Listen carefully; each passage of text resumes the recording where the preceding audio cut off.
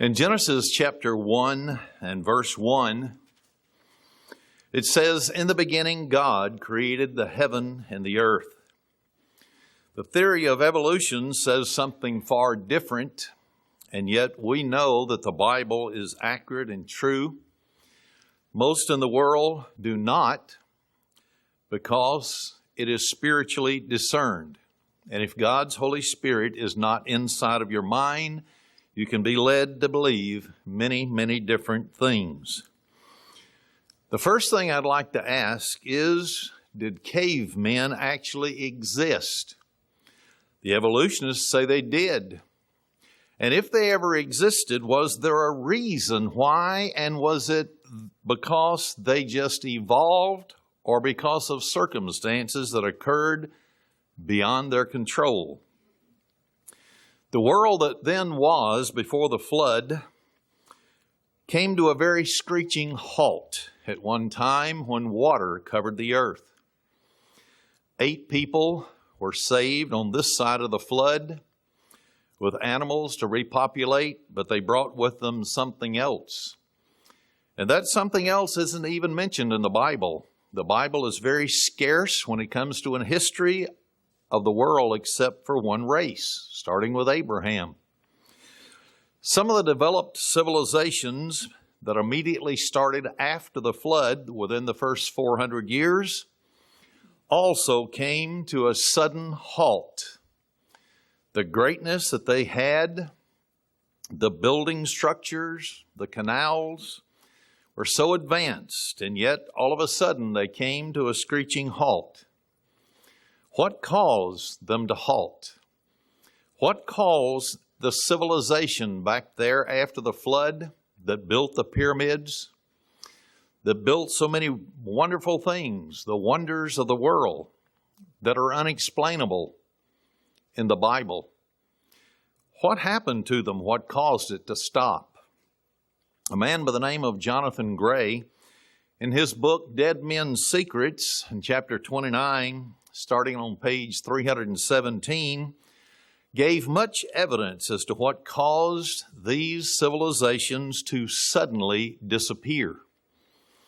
It's quite startling when we understand that what has happened in the past will happen again. Here's what he quoted, and I'll be quoting him. "In the forest areas between the Indian, that is, the country of India, mountains of Rajmahal and the Ganges, an explorer by the name of De Camp came upon charred ruins. A number of huge masses appeared fused together.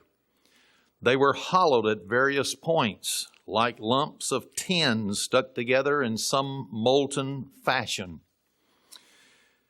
This result could not be due to ordinary heat or fire, because it would have had to be something very, very hot."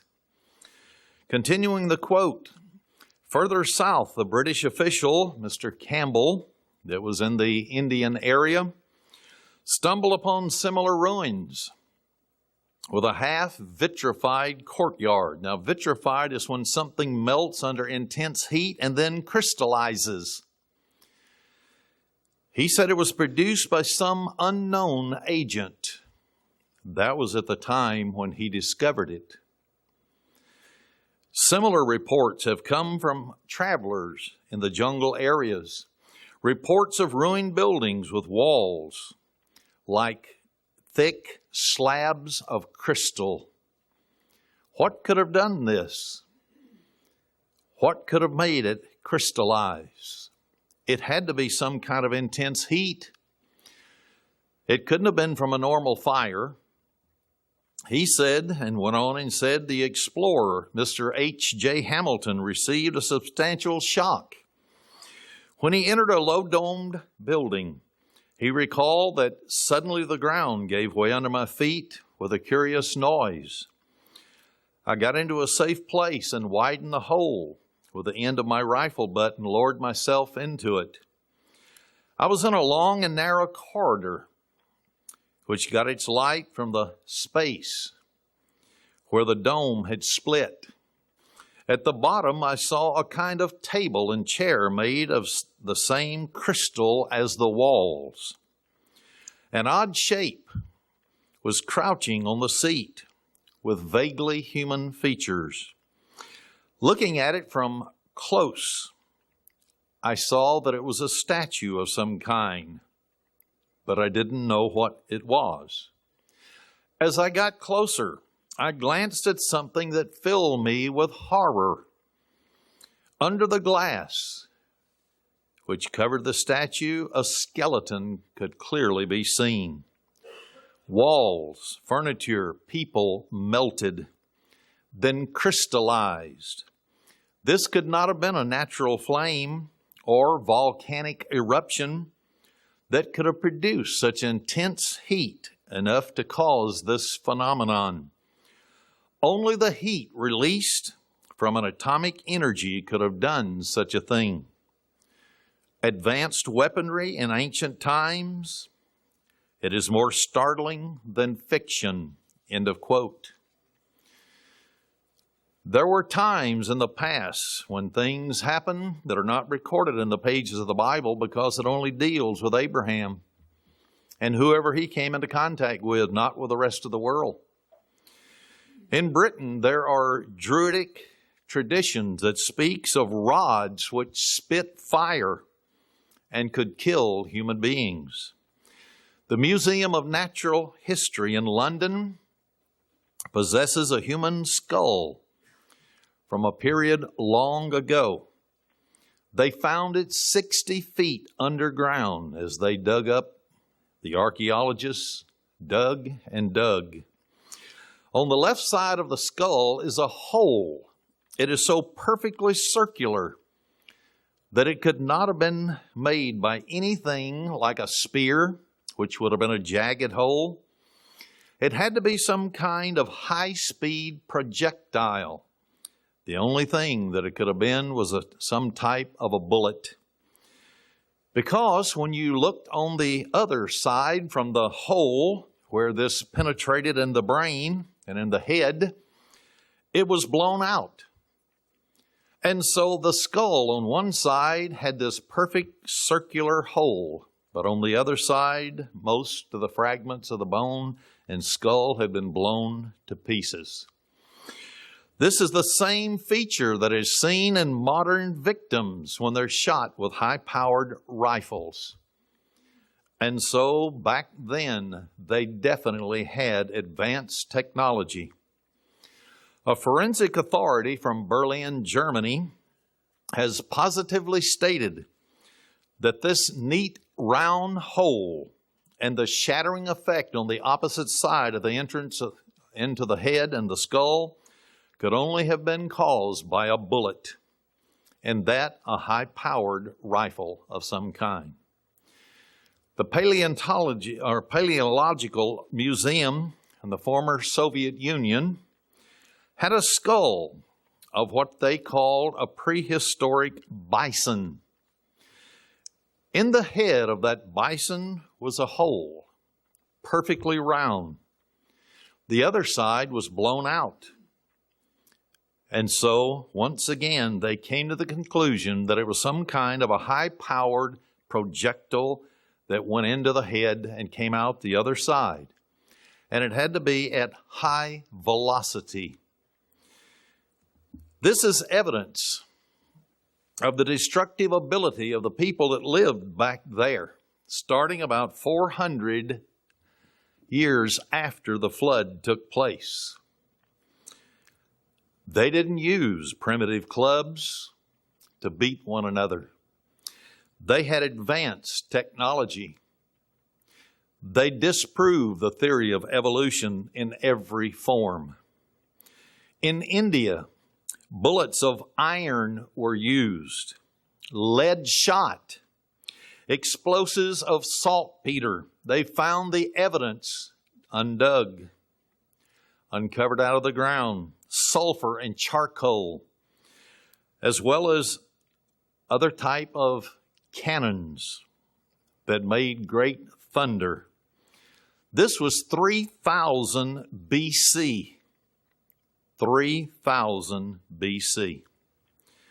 And so this information proves from the digs that have taken place all over the world that highly advanced civilizations existed. That's why they could build such gigantic pyramids. They had the technology, they had the knowledge to do it. Most people don't realize it, but they've discovered, these archaeologists, as they dig in the ground, that guns were fired and rockets against Alexander the Great as he approached the Indian border, the country of India.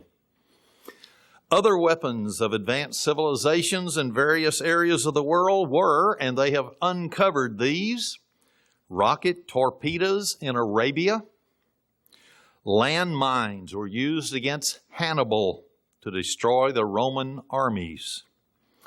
Bronze-lined portable flamethrowers, so small that you could carry it like a pistol in your pocket.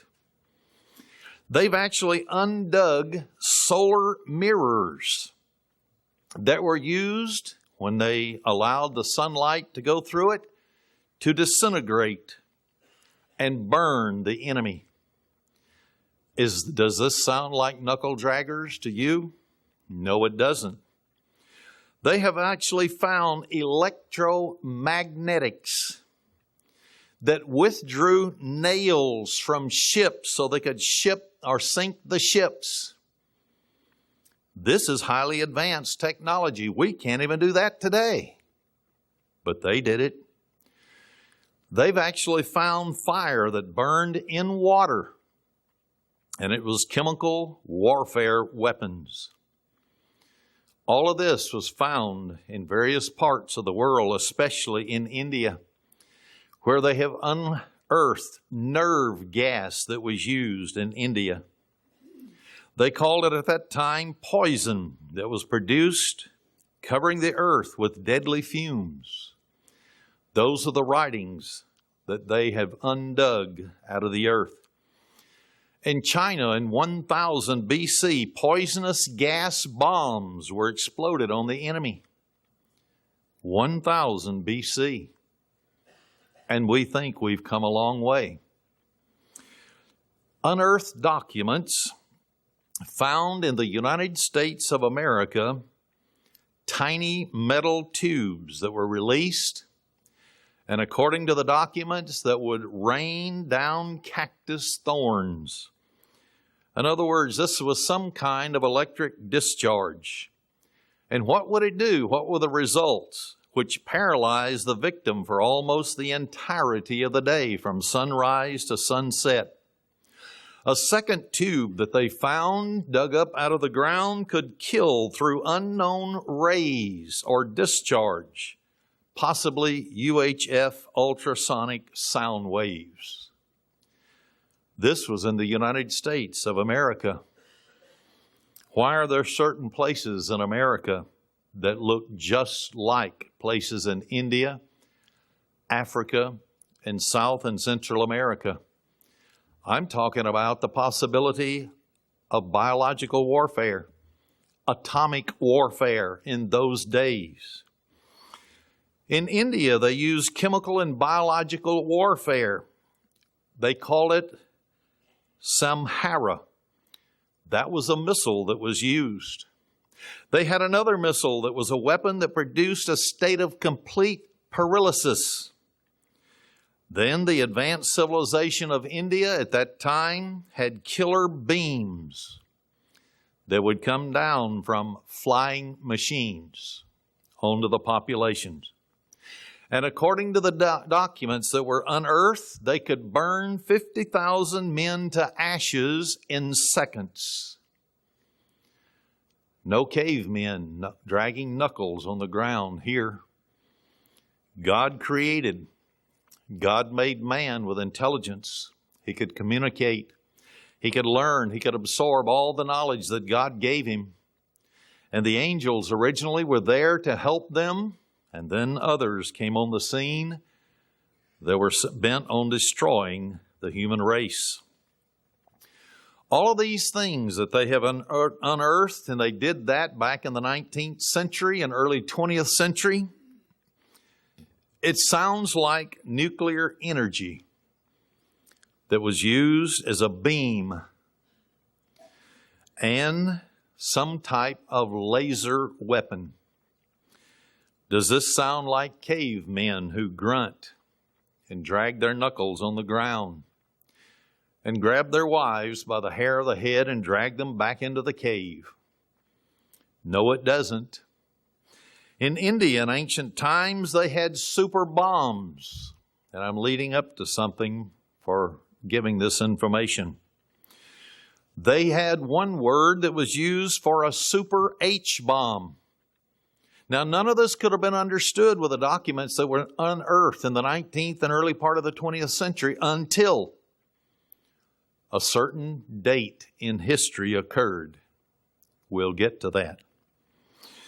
They even described and had a name for remote-controlled jet bombers. This was 3000 BC.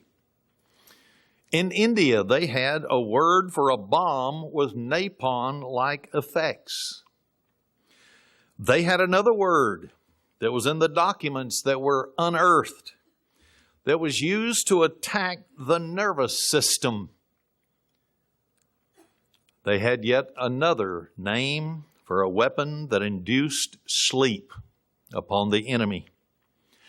They also had flying spears, that it was called in these documents, that could ruin whole cities. This is possibly nuclear warheads. But that's not all. In ancient times, they actually knew about the atomic theory. They knew what we know today, only they were far more advanced in their knowledge of it. The ancients who lived in the world that was then before the flood, and then they brought it over onto this side of the flood, and civilizations began about 400 years after the flood. They knew about infinitely small things such as atoms and particles that circulate around the nucleus, protons, and so on. They knew that those little atoms looked like miniature solar systems. The theory of atomic energy was known in Egypt. In Greece, a document was found that had this statement, and I quote, "In reality, there is nothing but atoms and space," end of quote. That was quoted from the book Atlantis, From Legend to Discovery, page 80. In Phoenicia, the atom's capability of being divided was known, and it was discovered in the 20th and 21st century by modern man, but they knew it back there. And since that time, we have discovered these small particles. They're still finding more as they learn. Rome wrote of atoms rushing everlastingly through all space. In other of their documents, they said that things undergo myriad changes under the disturbing impact of collisions. Why were they going to build a facility under Waxahachie, Texas? And they were going to have atoms going in two separate directions, and they would smash, called a super collider, so they could get the results of what happens when atoms impact one another. And they split and break down into smaller fragments. They went on in those documents and said, and I quote, "It is impossible to see the atom because they are too small," end of quote. That came from the book, We Are Not the First, page 72.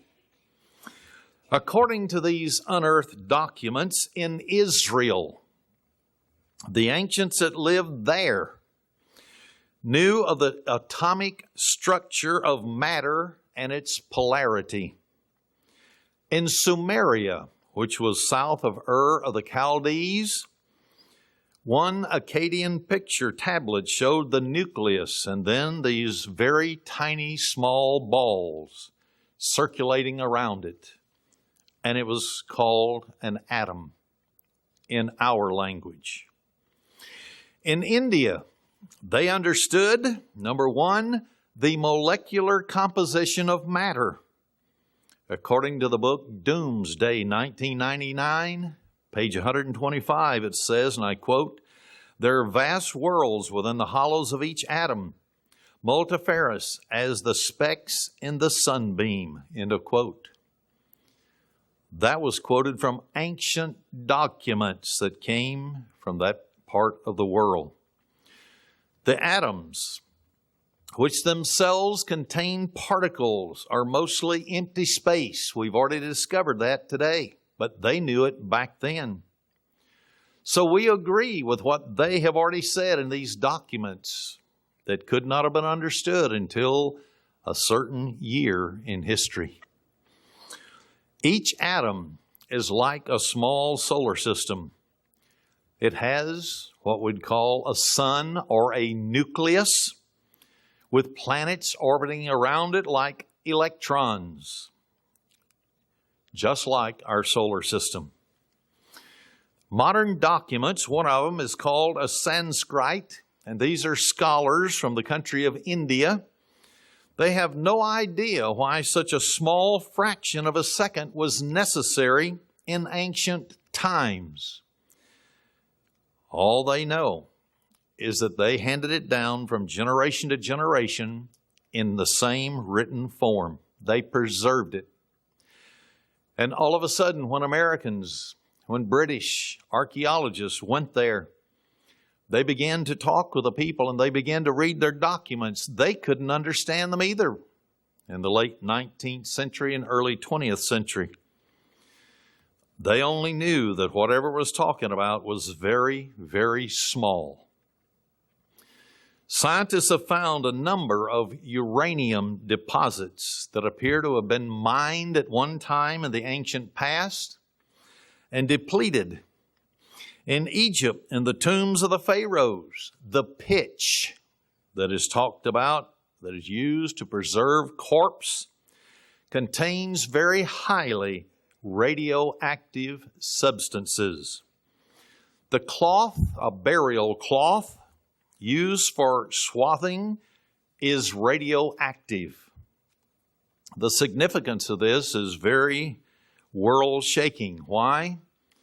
Because it proves beyond a shadow of a doubt when they've opened these tombs in the Pharaoh's burial areas, they have found radioactivity, and it shows that they had advanced knowledge way beyond what we did and do today. Researchers have recently unlocked a time capsule in which there are a number of documents that were buried for people to dig up in the future. They could not have understood not one of the sentences in these documents because they were scientific until a certain time in history. Then they read just like a modern textbook on atomic warfare. These contents of this time capsule is quite alarming, because it also entailed eyewitness reports that raise very compelling questions. One, did nuclear war wipe out huge sections of the civilized world in 3000 BC? Did they know the use of atomic weapons? Did they use them? Can it be absolutely proven by modern day archaeologists? In ancient documents from India, dated 2449 BC in our dating, an Indian text tells details how aircraft were used to launch weapons that devastated 3 cities.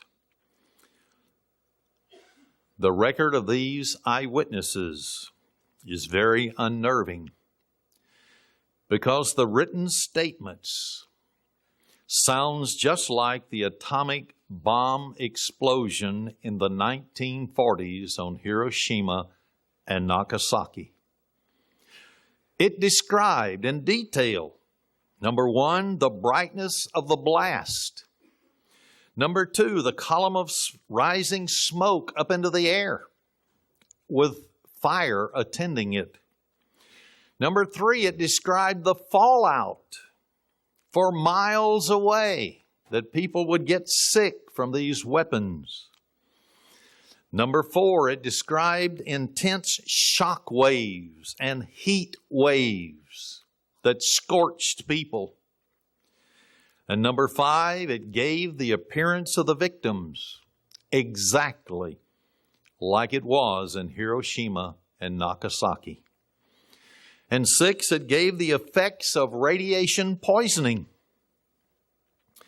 These unearthed historical texts stated, number one, that it was an iron thunderbolt containing the power of the universe.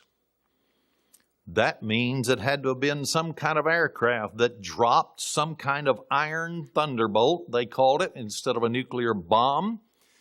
And it had the power of the universe, the splitting of the atoms. And second, it said that an incandescent column of smoke and flame as bright as 10,000 suns rose in all of its splendor. Sounds just like an atomic bomb. That's why they told you, don't look at it. Look away if you're miles and miles from the detonation point.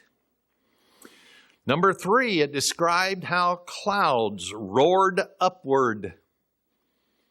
This is very important that we understand the description of these ancient documents when we take information straight from the federal government's websites describing the effects of the atomic bomb on Hiroshima, Nagasaki, and nuclear weapons that have been tested. Number four, they described that it was blood-colored clouds that swept down onto the earth. So after the clouds roared upward, then all of a sudden it turned in and came down to the earth. Number five, they described fierce winds that began to blow 200, 300 miles an hour. They were advanced.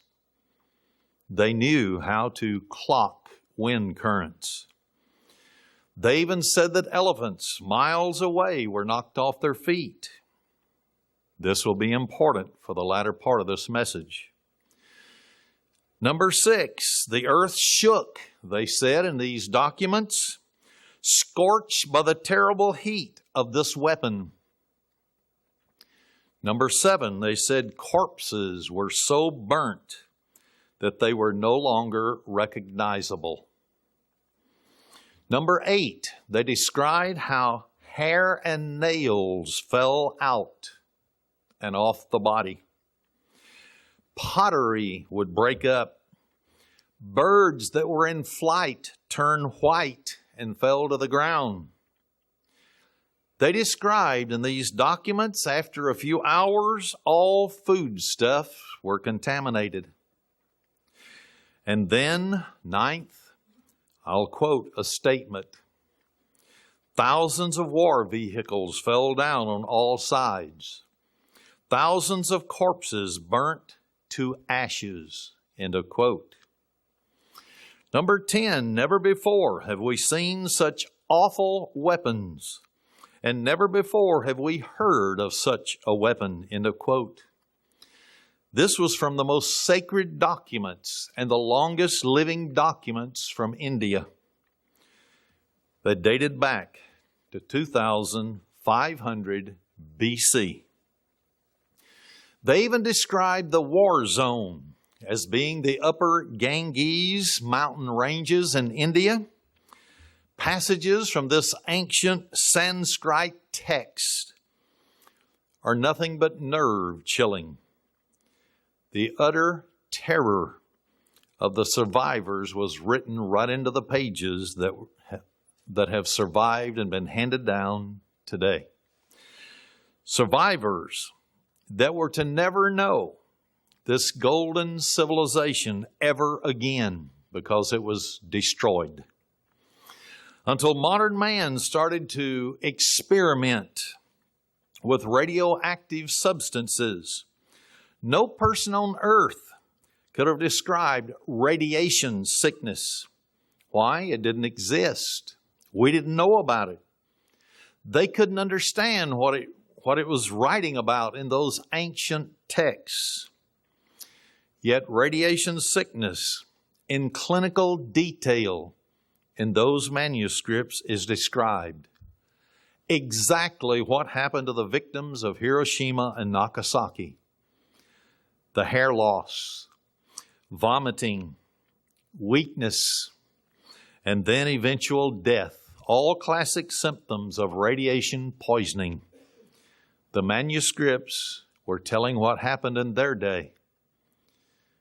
Could it also be that we have now come upon the same understanding they had at that time and we're perfecting it?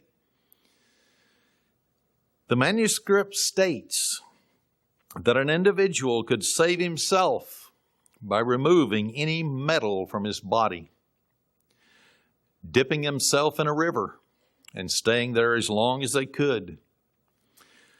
And the reason can only be to wash away the contaminated particles that have landed on the body. This is the exact practice of today. It's followed in minute detail, and yet they've never read the manuscripts. The Babylonia Gilgamesh epic recounts a day when, quote, the heavens cried out. The earth bellowed an answer. Lightning flashed forth. Fire flamed upward. It rained down death. The brightness vanished. The light was extinguished. Everyone who was struck by the lightning was turned to ashes. End of quote. That came from the book According to the Evidence, page 164. In reference to Tibet, Mongolia, and Gobia, which is a part of Mongolia, but now it's a desert, there was ancient books and writings that were preserved. They were called the Tibetan Stanza. And so this talked about a Holocaust engulfing two warring nations that engaged in air flight warfare. They utilized blinding rays, spheres of flame, shining darts and lightning. Of course, this was just a description of the weapons and how they were used. The nations were, according to this book or this document, number one, the dark-faced and the yellow-faced. That's the Mongolians of the Gobi civilization at that time. A few of the yellow-faced escaped the flooding and nuclear devastation that took place. But the dark-faced that fought in this war were annihilated. Now, that's not all that they called dark-faced, just that participated in the war.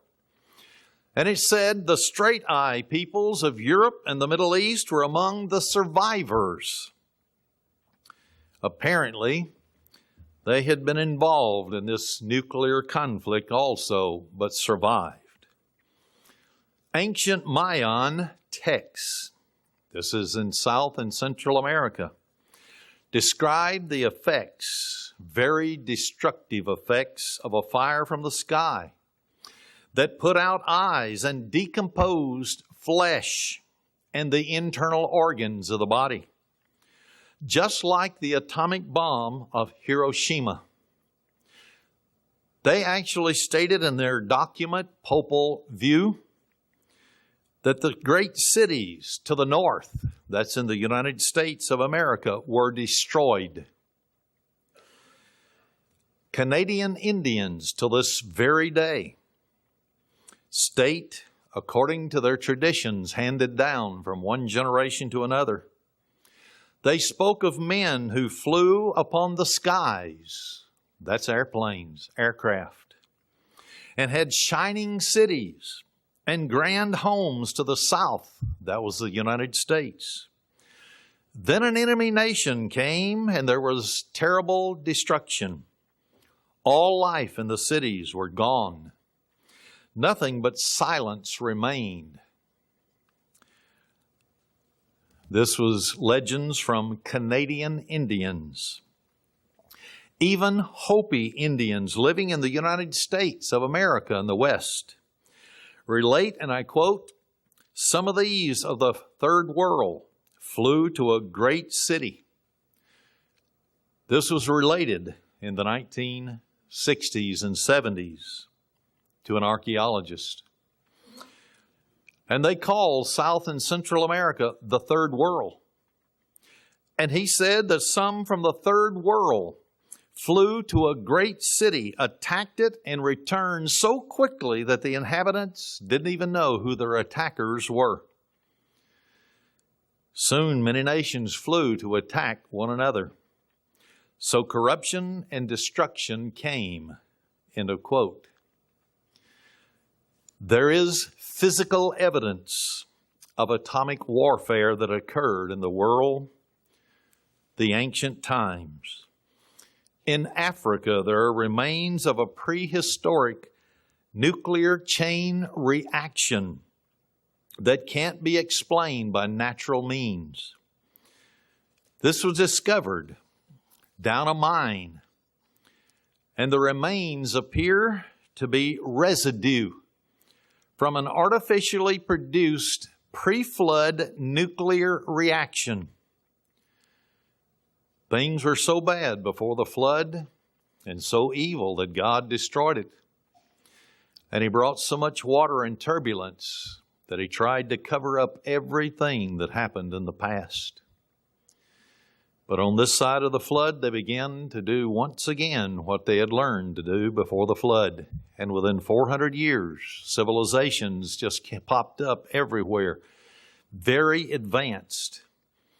In India, there are very strong suggestions that an atomic war was waged in the distant past, according to the book Secrets of the Lost Races, page 140. He used as evidence, and once again, I'm leading up to something for the 21st century. Precisely in the region specified in these old records is those between the Ganges, as I've mentioned, and the Raj Mahal mountain ranges. There are charred ruins, many of them, that have been explored and uncovered. Indications are that the ruins were not burned by ordinary fire. It just would not do what they witnessed with their own eyes. In many instances, they appear as huge masses fused together with deeply pitted surfaces like tin stuck by a stream of molten steel. That's how hot it was, according to their documents. Further south, in jungle-covered areas of what they call the Deccan, D-E-C-C-A-N, are more of these ruins. Walls have been glazed. In other words, the heat was so hot that they melted and crystallized. And they were corroded and split by tremendous heat. In some buildings, even the surfaces of the stone furniture were vitrified, melted, then crystallized. All of this was 3000 BC, 2500 BC. In the same region, a human skeleton was found with radioactivity 50 times above the normal level. They had to have known something about radioactivity. No natural burning flame or volcanic eruption could have produced a heat intense enough for these results. The heat of millions of degrees would have been necessary. That means a thermonuclear reaction would have been necessary to have this kind of ruins. In Pakistan, skeletons in several of their cities in the Indus Valley had the same radioactivity.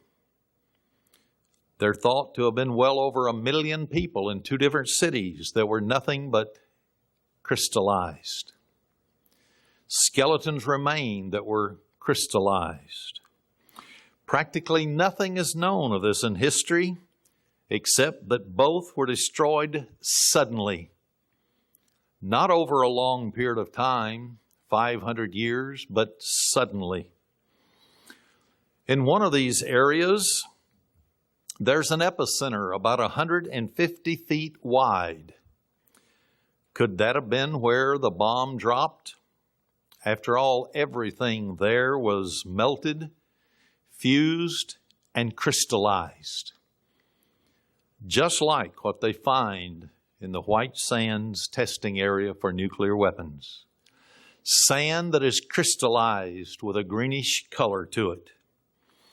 And then, 180 feet from the center, the bricks are melted on one side, indicating that a blast came from the inside blowing out.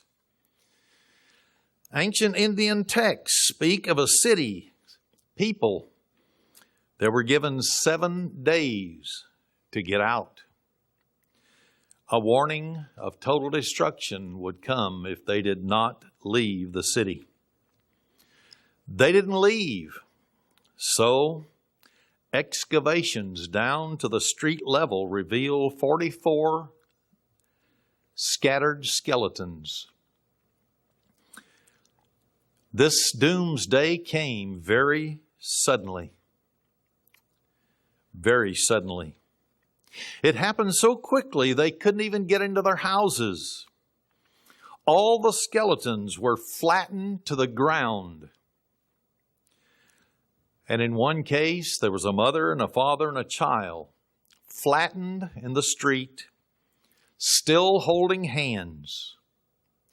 The skeletons were thousands of years old, and they're still some of the most radioactive ever found anywhere in the world. They are on par with the radioactivity of Hiroshima and Nagasaki. That information came from the book Doomsday, 1999, page 123 and 124. In Iraq, melted ruins of a ziggurat structure not far from the ancient city of Babylon appeared as if fire had struck the tower and split it down to the very foundation. End of quote. Brickwork, was changed. It was vitrified, melted, then crystallized. And that's why they could find it, because it has weathered time, just been buried under the ground. The whole ruin is like a burnt mountain. All of this was from the book or from an article by a Mr. Eric von Fang entitled Strange Fire on the Earth that appeared in a publication called Creation Research Society Quarterly, December 1975, page 132. What power could have melted the bricks? Nothing but a monster thunderbolt or an atom bomb, one or the other. Another very interesting proof that there was a superior civilization with great knowledge and not cavemen with their knuckles dragging the ground is that when the very first atomic bomb was exploded in New Mexico, the desert sand turned to fused greenish glass. It all fused together as if it were one giant glass. Greenish color. This was sand. In 1947 in Babylonia, in the Middle East, archaeologists were working on a site. They uncovered 4 different levels where human beings had lived. The top level was a layer of agrarian culture where they had farms. The second layer showed that they were herdsmen. Then a still older layer, it showed cavemen-like cultures. Then the real surprise came as they dug on down to the 4th level. They reached another level, and it was nothing but fused green glass.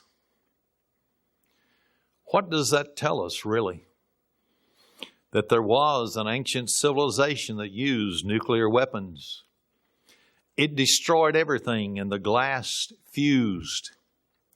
And the survivors, who had no heating, no air conditioning, no automobiles, no airplanes, no knowledge of electronics, had to head for the caves to get in out of the weather. And so they did survive by finding whatever tools they could to start remolding society. So did we have a real caveman society in an evolutionary process? No, we had cavemen for survival after nuclear holocaust had occurred. Lightning may occasionally fuse sand, but when it does, the fusing occurs in a distinctive root-like pattern, according to archaeologists. Only a nuclear explosion could produce an entire layer, a whole stratum of fused green glass. In the Gobi Desert, now it's a desert. At one time in Mongolia, it was a plush land. The desert surface of the Gobi near Lob Nor Lake is covered with the same type of vitreous, melted first, then crystallized green glass. And the sand is identical to that in Red China's atomic tests in a different location. But the desert has certain areas of similar glassy sand that have been there for thousands and thousands of years. There are ruins which bear the marks of blistering, enormous heat. It could only have been done by one thing: to think that at one time men lived there.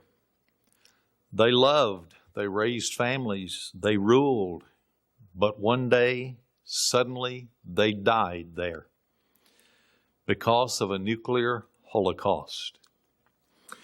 In Israel, in 1952, archaeologists uncovered in a 16-foot level, 16 feet down under the ground, a layer of fused green glass.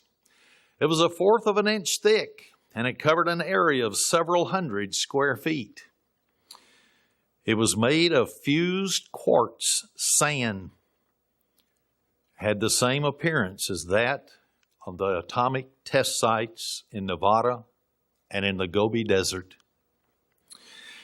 In south central Turkey, at a place called Katal Huveyk, archaeologists came up with thick layers of burned brick down under the ground. The blocks had been fused together by heat that was so intense that it actually penetrated more than 3 feet below the 4th level. The buildings were big. They had various levels. And under the floor level, bottom level, there was fused, crystallized sand and dirt up to 3 feet below the lowest level. Whatever this heat was, and we suppose that it was nuclear energy, was so enormous that it literally killed all bacterial decay. And so what was left there in crystallized form is intact. There has been no decay whatsoever. In North Syria, so completely were the royal buildings burned at Al-Alaq that the wall plaster was vitrified, melted, and then crystallized. And then, in some areas, basalt wall slabs had actually melted. And that's a very hard substance. Southern Sahara Desert hasn't always been a desert. Mr. Albion W. Hart, an engineer, graduate from MIT, Massachusetts Institute of Technology, was traveling in the desert, the interior of it. He was puzzled because he came upon large expanses of greenish glass that covered the sand as far as the eye could see. Not until 50 years later, in his older age, when he happened to go by White Sands, New Mexico, where they tested the atomic bomb, did he recognize the same type of greenish silica fusion, where it was fused together from atomic energy. In Egypt, archaeologists have found fused green glass that has been found in sites of the oldest of the Egyptian kingdoms and even up into the middle kingdoms of Egypt, but not the more modern kingdoms. There were islands, one off Norway, and then in Scotland, Ireland, and the Canary Islands.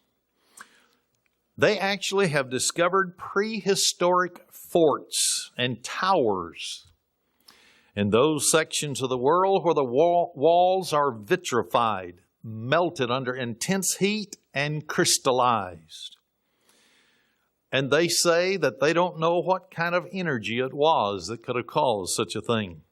That is, until the atomic bomb went off. And atomic energy was found, discovered. On the Isle of Man, the stones of the innermost cell of a long barrow, they called it, near one of the cities, was like fused together, just like in other areas of the world. Similar vitrifications or melting and then crystallizing have been observed in the Western Pacific, those islands. Then in Peru, and like I said, all this is leading up to something in my conclusion today. In Peru, at Cuzco, an area of 18,000 square yards of mountain rock has been fused and crystallized. No energy could have done it less than atomic. Likewise, a number of dressed granite blocks in a nearby forest had been vitrified through some type of intense radiated heat. It all is beginning to look like they knew something about nuclear weapons. Civilizations rose suddenly after the flood. Just as suddenly they disappeared the world over. Could it have been a worldwide nuclear war?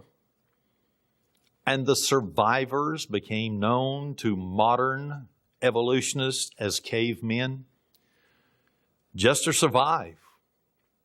Because they didn't have the tools, the technology that they once had. It all went up in smoke. It was vitrified. melted and crystallized.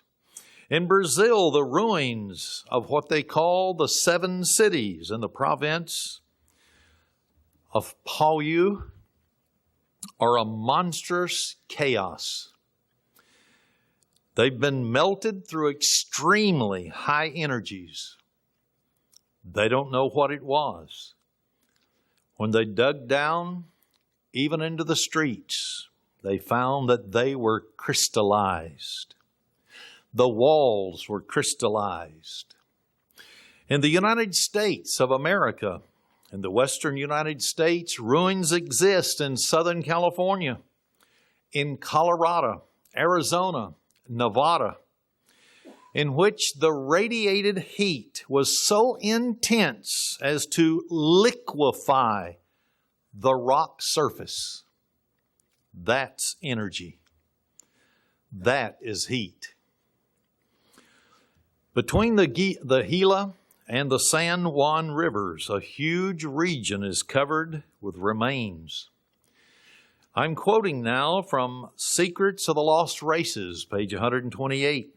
Quote, ruins of city, burnt out and vitrified, remember, melted and crystallized, in part, full of fused stones and craters caused by fires, which were hot enough to liquefy rock or metal.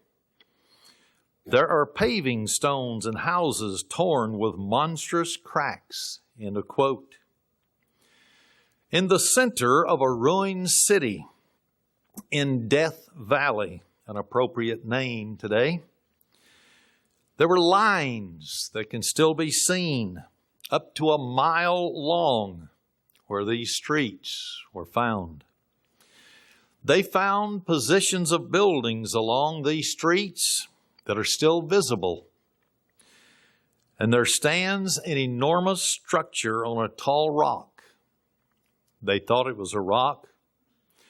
The southern side of the rock and the buildings had been melted with intense heat and vitrified, crystallized. In the Mojave Desert, several of these circular patches of fused green glass exist.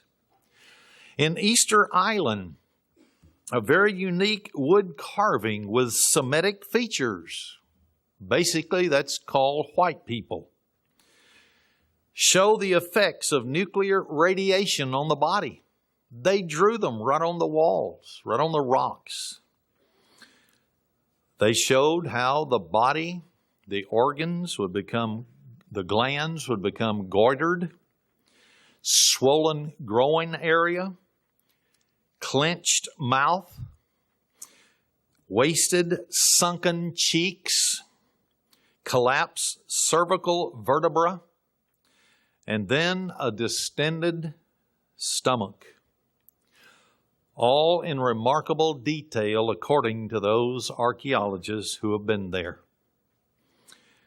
They said, these are the unmistakable nightmare symptoms of exposure to severe dosages of nuclear radiation. That was their conclusion. Does this perhaps tie in with the remains of fiery destruction that was discovered on the island, Easter Island? There was a pioneer scientist by the name of Professor Frederick Soddy. He happened to be a Nobel Prize winner, and he also discovered the isotope. He envisioned a past civilization which had mastered atomic energy. He made a statement, I'm quoting, "Can we not read into them," that's the prehistoric remains and the traditions handed down, "some justification for the belief that some former forgotten race of man attained not only the knowledge we have so recently learned, but also to the power that is not yet ours," end of quote. So he believed that there was a lost civilization that destroyed itself, and they had incredible power. We're learning of some of that power, but we haven't achieved what they did at that time. The specter of past atomic warfare is increasingly more factual as new information comes to light, new archaeological digs. Whatever we choose to imagine in our own mind or believe, there is always the hard fact.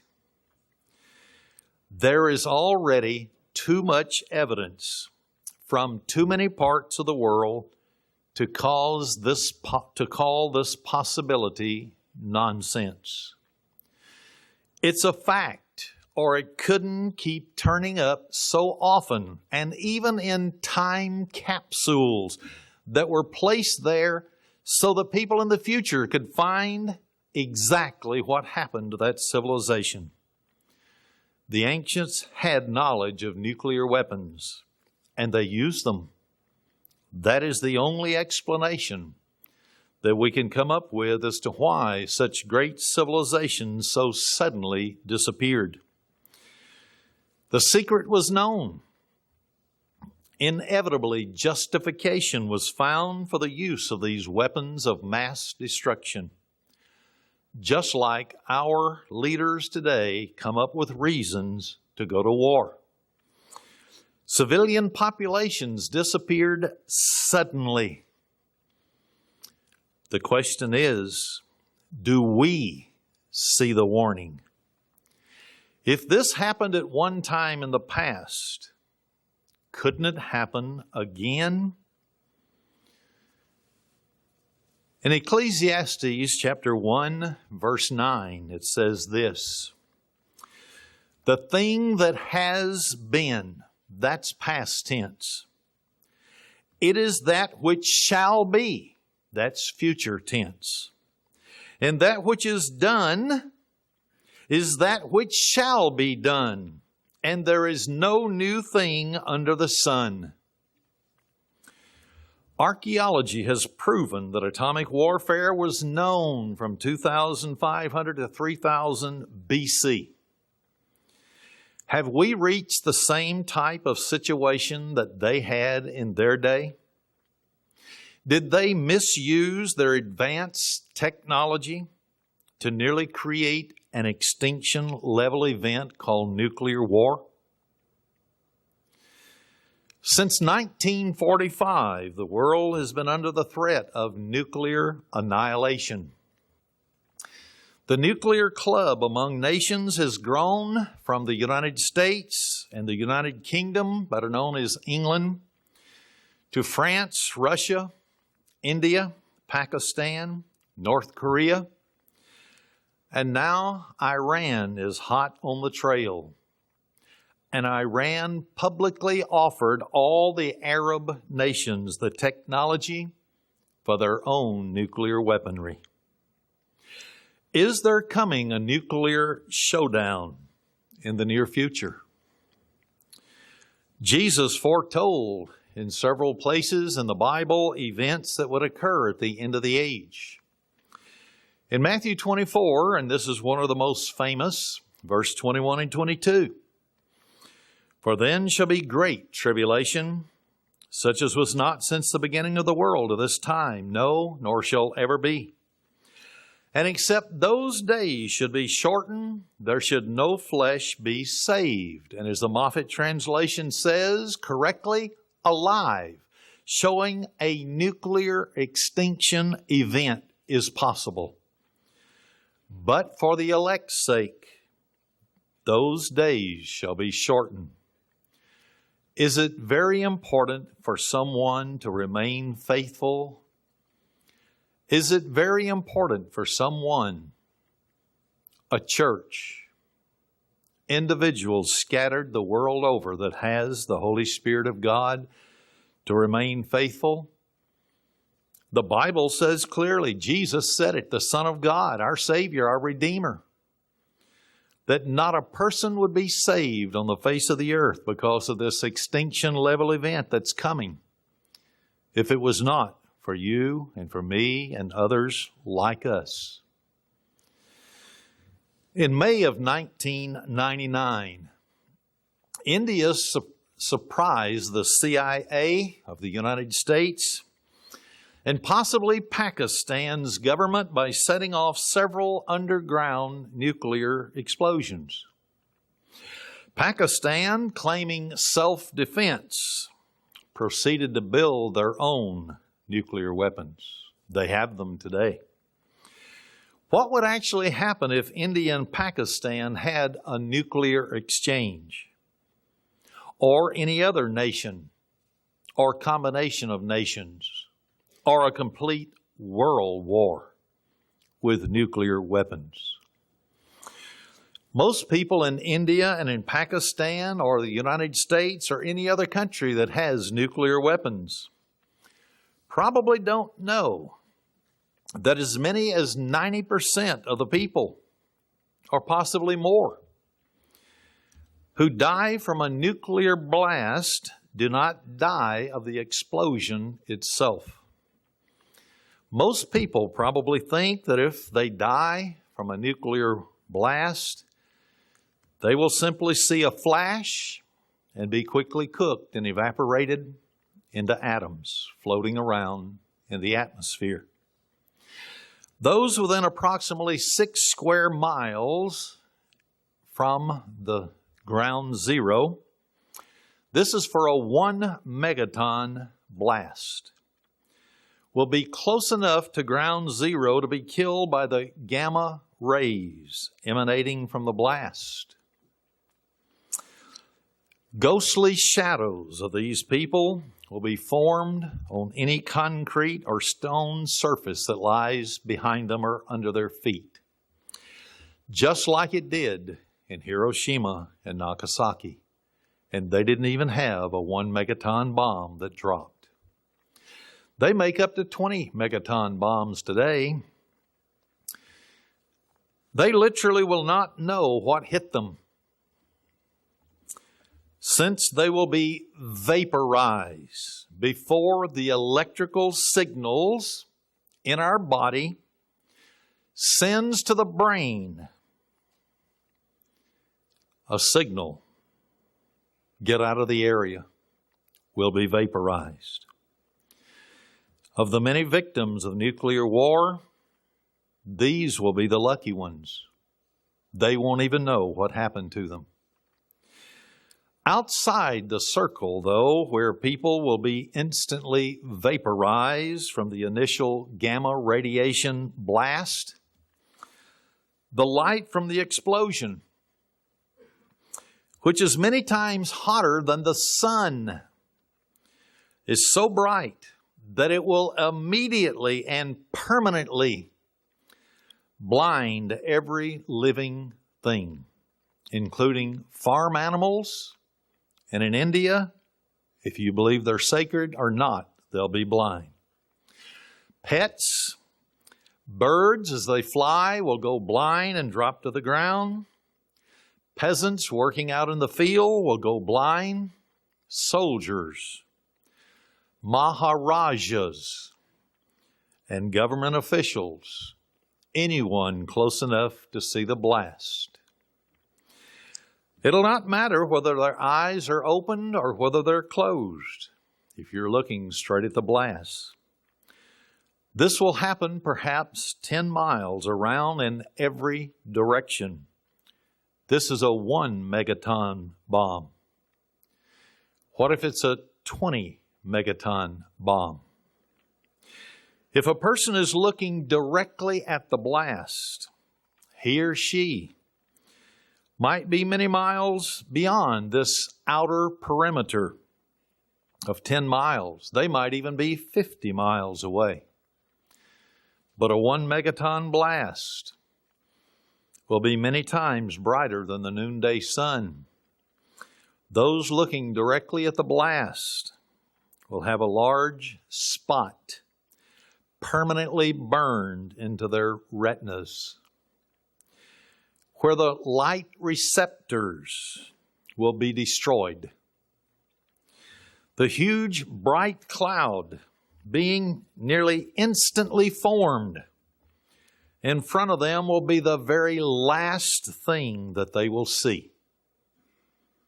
They may not die, but it'll be the last thing they see. All this information is from government websites as to the effects of nuclear weapons. Most people who will die from the nuclear explosion will not die in the initial gamma ray burst. They won't even die in the multispectral heat blast that's made up mostly of X-ray and ultraviolet wavelengths. This will come about 10 seconds after the initial gamma burst. Nor will the pressure wave, which follows the intense winds over the next few seconds, cause most deaths in a nuclear holocaust. Even though they will start bleeding from every orifice in the body. Nor will most people be killed by the momentary high winds that accompany the pressure wave. These winds will reach velocities of hundreds of miles an hour in the epicenter of the blast. They'll reach velocities of up to 70 miles an hour, as far away as 6 to 10 miles of the blast of a 1 megaton bomb. A 20 megaton is many times higher. The high winds and flying debris will cause shrapnel-type wounds on people that are hit by those things flying through the air. And then some will experience blunt object trauma injuries. Together, the pressure wave and the accompanying winds will cause quite a few deaths. They will cause damage to the rest of the people, animals, structures in a large circular pattern, perhaps hundreds of square miles in area. Later, these people will begin to suffer from vomiting, skin rashes, intense, unquenchable thirst as their hair begins to fall out in clumps. The skin will also begin to peel off their body. The skin peeling is because the internal molecular structure of the living cells within their bodies are breaking down.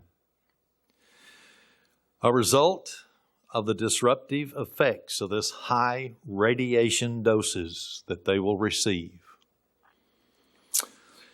Since they've already received the dose, these effects will show up even if people are immediately evacuated from the area. It'll be hard to evacuate anyone since everything around them will be destroyed. Transportation, trains, buses, aircraft. And the country would be at war. Who would be there to evacuate? This will not be a concern to them at this time. Why? Their immediate threat after the gamma blast, then after the heat blast, after the pressure wave comes through and sudden fierce winds, will be the firestorm that will follow very quickly with very intense heat and Hurricane 5-level force winds, all driving toward the center where the radioactive mushroom-shaped dome will be rising high into the air up to 10 miles high. It'll be filled with radioactivity, particles. It'll be in the sky, and the jet stream will begin to take it away from that area. The cloud from a 1 megaton blast will reach nearly 10 miles across from side to side and just as high. Soon after forming, it'll turn white because of water condensation around it and within it. An hour or so later, it'll be largely dissipated. You won't be able to see it anymore. That means that it will be carrying its cargo of death invisibly to the human eye in the winds. People will need to be evacuated from underneath the fallout, but they'll have a hard time knowing where to go. Which way will the wind be blowing? How do we get out? Where's the military? Who can evacuate us?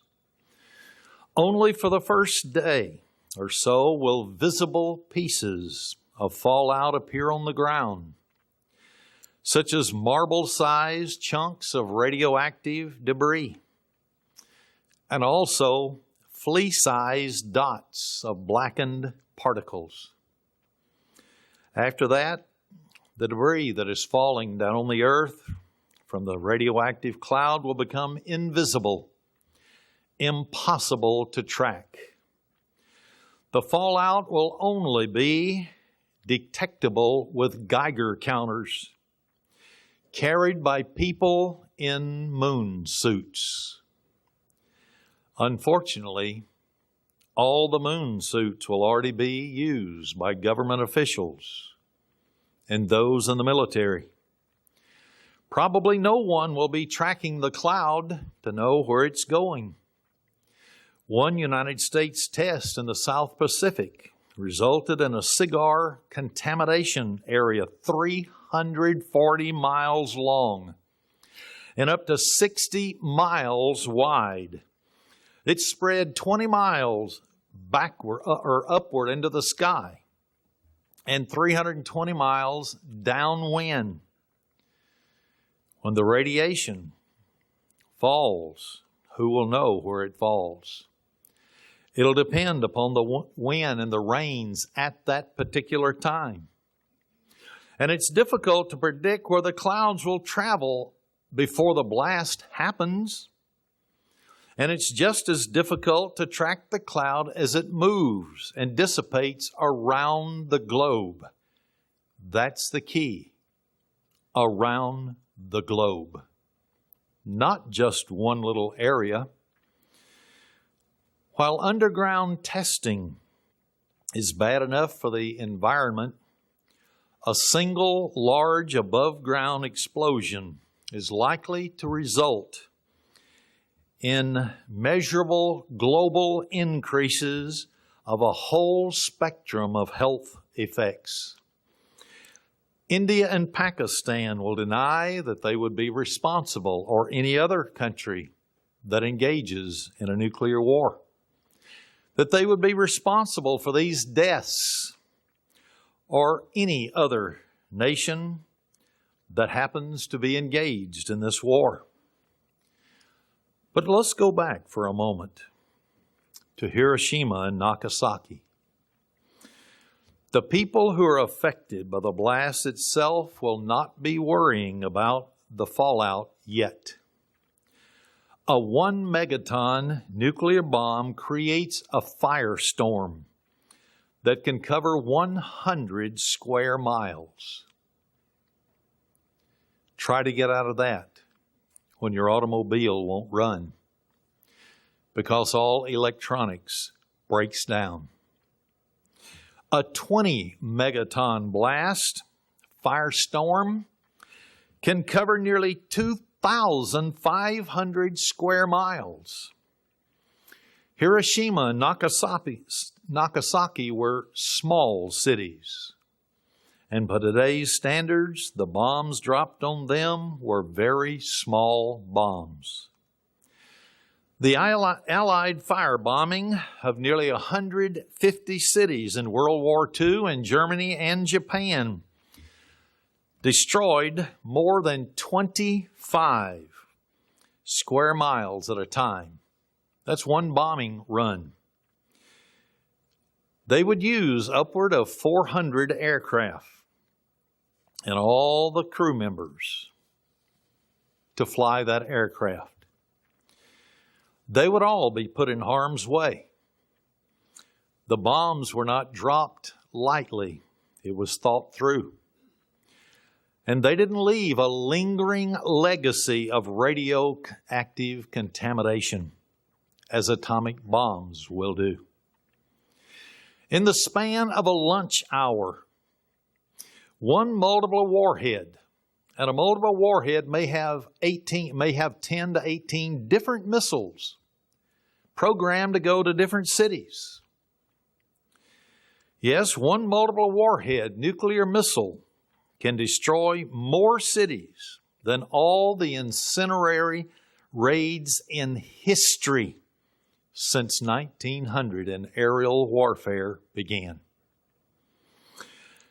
And the only thing that the combatant needs to do to carry off such a terrible accident, and they would call it an accident, I'm sure, would be to sit in his air-conditioned, comfortable room. He may never have seen any of the people that the nuclear bomb is going to reach. All he would have to do would be to push the button.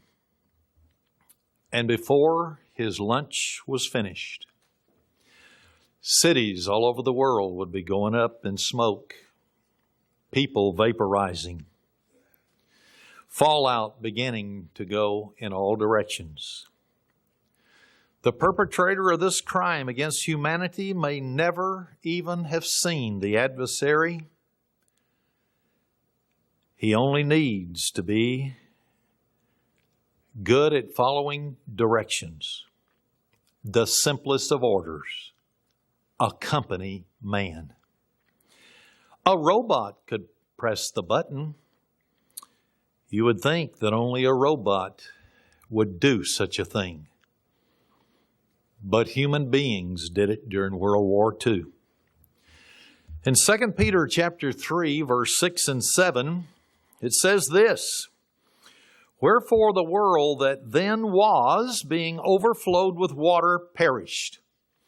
But the heavens and the earth, which are now, by the same word are kept in store, reserved unto fire, against the day of judgment and perdition of ungodly men." Scientists have discovered the building blocks of the world, the atom. When it's split and detonated, fire will ravage whole civilizations once again. The energy will be so hot that once again sand will melt and crystallize and become greenish. Buildings will melt together and crystallize and become vitrified. Humanity that is affected will be in deep trouble. They will not see any way out. But Jesus Christ has told us these things in advance so that we could have faith in Him, and so that we would repent of all of our ungodly character traits and live according to His way of life of love toward Him and our neighbor as ourselves. Nuclear war is nothing less than genocide. It will be the genocide of the whole human race unless Jesus Christ intervenes. The developing firestorm that the survivors of this initial blast will be worrying about, if they can think straight at all, many will have become instantly shell-shocked, incapacitated, unable to function if they survive and they're not on ground zero. Many will simply go mad. That would only be a given. The firestorm produces hurricane force winds in a matter of minutes. The fire will burn so hot that the asphalt in the streets will begin to melt and then catch on fire. Anyone running across the street will literally catch on fire and be melted into the pavement. Victims on fire will jump into the rivers or lakes to try to put out the fire. Only when they surface, they'll catch on fire again.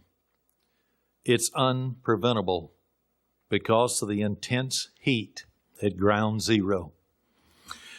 For the survivors of this initial blast that do not die in the firestorm that follows, many will painfully die over the next few weeks.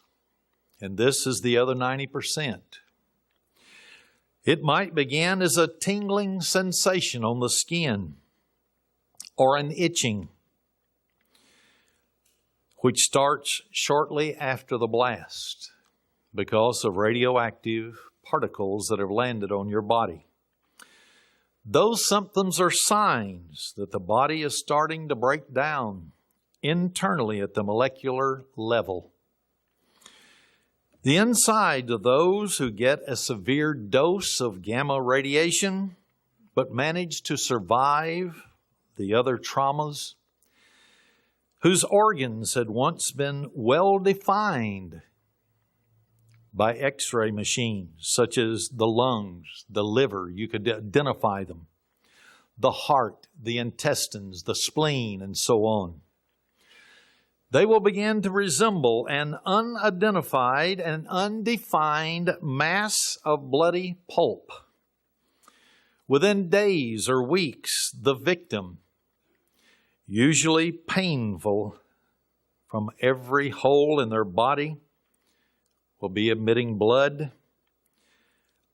And the last merciful act is that they die. But this too will probably not be the most victims of a nuclear attack, how they die. There are long-range effects. A significant percentage, probably, of the people who die from a nuclear attack will die much later from the widespread release of radioactive material into the environment.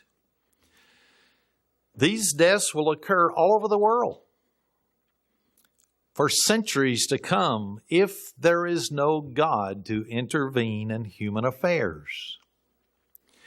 Scattered deaths in pockets of highly mortality rates will continue from cancer, leukemia, and other health effects, especially genetic damage to coming generations.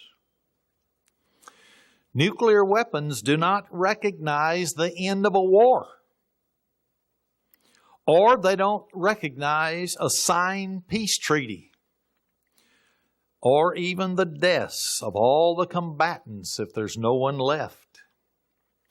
They simply keep on killing a percentage of those that happen to inhale or ingest their deadly byproducts into their body or onto their skin. Some deaths will occur hundreds or even thousands of miles away because low level of ionizing radiation that are capable of causing the full spectrum of health effects, even at a lower rate within the population. You will still get sick if you get even a lower rate.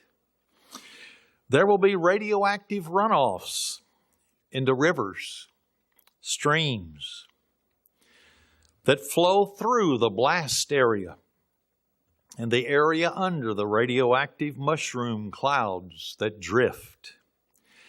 It may carry its deadly cargo, the little particles that fall to the ground and start in each human being a slow death for thousands of miles from the ground zero. It will begin raining a fallout of death only on some cities, but maybe not on other cities, according to the wind and the rains. Fallout will land upon nations that had not been involved in any way in nuclear war. Fallout from nuclear weapons that have been detonated do not recognize international borders. The fallout follows the wind patterns. Finally, an atmospheric blast of a nuclear device creates an electromagnetic pulse, which can be as large as the country of Pakistan itself or India, or both of them combined according to the size of the nuclear device. The higher the altitude of the blast in the air, the bigger the circle of damage will be from the electromagnetic pulse. The electromagnetic pulse will electrify all sorts of metallic structures. It'll be the whole country, like the whole country is just getting a powerful jolt of electricity, of lightning at the same time. As computer chips are made better and better, they will also short circuit because of this powerful blast. Transistors will fail. Capacitors will fail. Diodes and resistors become more vulnerable to the electromagnetic pulses as they become better and better and well made, because they're connected with wires, and the pulse will run through the wires. Electromagnetic pulses destroying electronic equipment is one of the reasons above ground testing was stopped by the government of the United States. The other reason is that it became impossible to deny that the radiation dispersed by the test was literally killing people and cattle. Peacemakers may stop working for those within the targeted area, and they may simply drop dead. And then those who have heart problems that wear pacemakers, they will short circuit. Computers will permanently shut down. Lights in the cities will cease to function. Commercial and private aircraft that is dependent upon advanced technology, electronic equipment, will drop from the skies. Airplanes will not be available for evacuation purposes, nor to airdrop uncontaminated food, fresh water, medicine, even morphine and cyanide that will be in great demand under these circumstances. Home plumbing systems and most other plumbing systems will suddenly be electrified, destroying the motors, the gauges, and electronics attached to those systems. Train tracks and telephone wirings will also carry the charge from the electromagnetic pulse. All of these things will have a nearly simultaneous surge of energy sent through them, igniting gas containers such as fuel storage tanks, propane tanks. Whatever doesn't blow up will stop working. There is a solution. First of all, admitting that mankind as a whole has left God. That's the first step to the solution. Do we believe the world will do that? Not a chance. A change of life to get in harmony with the revealed Word of God is the second. There will be individuals, though, that God has called. They're called the elect. They will have a change of life. They will live by the Word of God. If God sees these actions, He may just apply one of the Scriptures to your life personally. It's found in Luke chapter 21, verse 36. Watch you therefore and pray always, that you may be accounted worthy to escape all these things that will come to pass, and to stand before the Son of Man. There is also another scripture in the pages of the Bible that tells us a few things that we want to hear. We want to hear them, but we must pay the price for them to be effective in our life. In Revelation chapter 7, verse 1 to 4, it says, "And after these things I saw 4 angels standing on the 4 corners of the earth, holding the 4 winds of the earth, that the wind should not blow on the earth, nor on the sea, nor on the tree, any tree. And I saw another angel ascend from the east, having the seal of the living God. And he cried with a loud voice to the 4 angels, to whom it was given to hurt the earth and the sea, saying, Hurt not the earth, neither the sea nor the trees, till another marking and dividing place in history, till we have sealed the servants of our God in their foreheads. And I heard the number of them that were sealed, and it's 144,000. And I've proven before from Revelation 14, 1 to 6, that are the 144,000 are saints of God that follow Him wherever He goes. But then, when this sealing occurs, notice something else. Could this be a possibility? What I've been talking about today, what they did in ancient times, which has happened, but that which has happened will happen. In Revelation 9, verse 14 and 15, when the 6th seal, or 6th angel, which had the trumpet, he was loosed. And notice what it says, verse 15. And the 4 angels were loose, which were prepared for an hour, a day, and a month, and a year, for to slay the 1/3 part of men. 1/3 of men. Jesus must intervene in human affairs, or there will be no flesh saved alive. When He comes, notice what He will do to prepare for His 1,000-year reign as King of Kings and Lord of Lords. He says in Acts chapter 3, verse 19 to 21, remember all these things, the radioactivity, 1/3 of mankind killed. That's just in one battle. Not counting everything else that has happened in the trumpets in the book of Revelation, the asteroids sweeping the cities as is hit in the ocean and just knocks buildings over and washes people away, and then hits on the land surface and poisons the water. Here's what He says, though, repent you therefore and be converted, that your sins may be blotted out, and when the times of refreshing shall come from the presence of the Lord, and He shall send Jesus Christ, drop down just a little, whom the heaven must receive until the times of restitution of all things, which God has spoken by the mouth of all His holy prophets since the world began. Jesus, when He comes, will restore this planet, the radioactivity, all of the destruction that has taken place.